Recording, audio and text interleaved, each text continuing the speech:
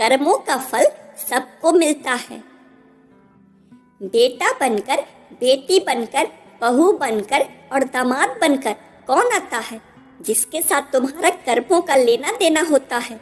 लेना देना नहीं होगा तो नहीं आएगा। एक फौजी था, उसकी माँ नहीं थी, बाप नहीं था, बहन नहीं थी, पत्नी नहीं थी, बच्चे नहीं थे। अकेले ही कमा कर पैसा फौज में ही जमा करता जा रहा था। तो थोड़े ही दिनों में एक सेठ जी जो फौज में माल सप्लाई करते थे, उनसे उसका परिचय हो गया और दोस्ती हो गई।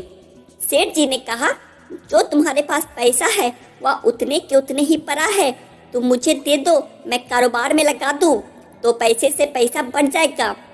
फौजी ने सेठ जी को पैसे दे दिया। सेठ जी ने पैसा कारोबार में लगा दिया। कारोबार उनका खूब चमक गया, खूब कमाई होने लगी, कारोबार बहुत बढ़ गया। थोड़े ही दिनों में लड़ाई शुरू हो गई। लड़ाई में फौजी घोड़ी पर चढ़कर लड़ने गया। घोड़ी इतनी बदतमीज थी कि जितनी जोर से लगाम खींचे उतनी ही तेज भागे। खींचते खींचते उसके गलफर तक कट गए, लेकिन वह दौड़कर दुश्मन के गोले में जाकर खड़ी हो गई। दुश्मन ने वार किया, फौजी भी मर गया, घोड़ी भी मर गई। अब सेठ जी को पता चला कि फौजी मर गया तो सेठ जी बहुत खुश हुए। अब उसका कोई वारिस भी नहीं है, अब ये पैसे देना किसको? अब मेरे पास पैसा भी हो गया, कारोबार भी चमक गया, पैसा लेने वाला भी कोई नहीं रहा। अब सेठ जी बहुत खुश हुए। तब कुछ दिनों बाद सेठ जी के घर में लड़के का जन्म होता है। अब सेठ जी और खुश हुए कि भगवान की बहुत दया है, कारोबार भी हो गया, लड़का भी हो गया, पैसे लेने वाला भी मर गया। वह लड़का होशियार था, पढ़ने में समझदार था। सेठ जी ने उसे खूब पढ़ाया लिखाया। जब वह पढ़ लिख कर बड़ा हो गया तो सेठ जी ने सोचा कि अब यह कारोबार संभाल लेगा, चलो अब इसकी शादी कर देते हैं।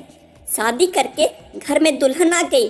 सेठ जी ने सोचा अब कारोबार संभाल लेगा, लेकिन कुछ दिन बाद लड़के की तबीयत खराब हो गई। अब सेठ जी डॉक्टर, वैद्य, हकीम के पास दौड़ रहे हैं।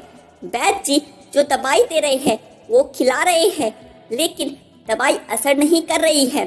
बीमारी बढ़ती ही जा रही है, पैसा बर्बाद हो रहा है, रोग तो घट नहीं रहा और पैसा लगता ही जा रहा है। अब अंत में डॉक्टर ने यह कह दिया कि यह लाइलाज मर्ज है, इस बीमारी का कोई इलाज नहीं है, लड़का 2 दिन में मर जाएगा। डॉक्टर के जवाब देने पर सेठ जी निराश होकर लड़के को लेकर रोते हुए जा रहे थे।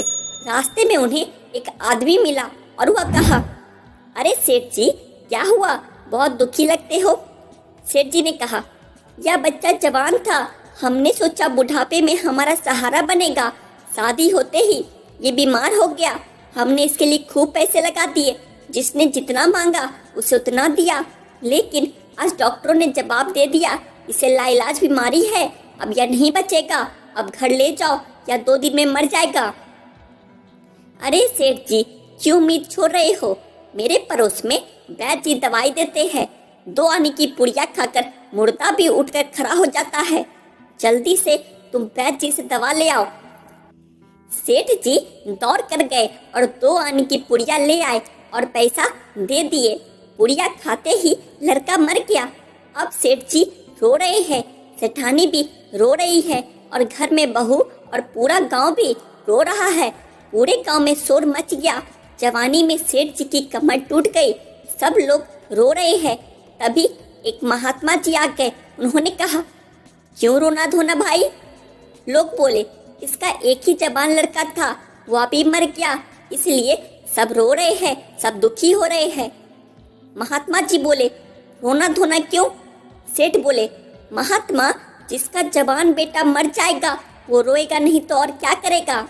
महात्मा बोले, उस दिन तो तुम बहुत खुश हुए थे। किस दिन? सेठ ने पूछा।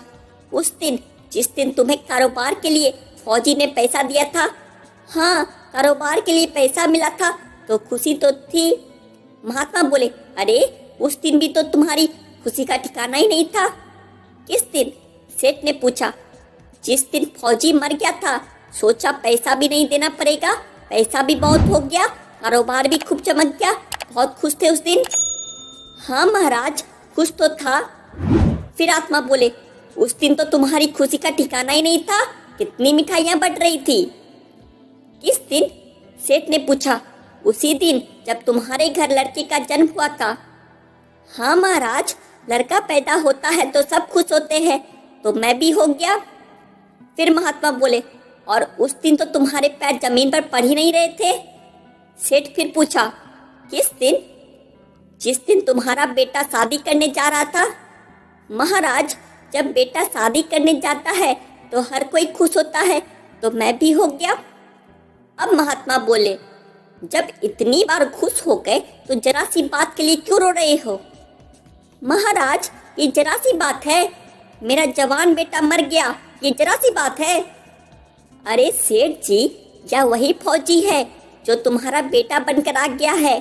पढ़ने लिखने, खाने पहनने में, शौक श्रृंगार में जितना लगना था और शादी में लग गया। ब्याज दर ब्याज लगाकर डॉक्टरों को दिलवा दिया। अब 2 आने पैसे बच गए थे, वो वैद्य जी को दिलवा दिया और पुड़िया खाकर चल दिया। अब कर्मों का लेना देना पूरा हुआ। सेठ जी बोले, चलो हमारे साथ तो कर्मों का लेना देना था, जो हुआ सो हुआ। वह जवान बहुरानी घर में रो रही है, जवानी में उसको धोखा देकर विधवा बनाकर चला गया। उसका कौन सा अपराध था जो उसके साथ ऐसा किया? महात्मा बोले, ये वही घोड़ी है जिसने जवानी में फौजी को धोखा दिया था, इसलिए उसने भी जवानी में इसे धोखा दे दिया। कर्मों का लेना देना पूरा हुआ। वेद शास्त्रों और पुराणों के साथ साथ सभी संत महात्माओं का भी कहना है कि यह संसार कर्मों का लेखा जोखा है। इसमें जो भी जीव चैतन्य है वह समझदारी से और सागर से पार हो जाएगा। राधे राधे।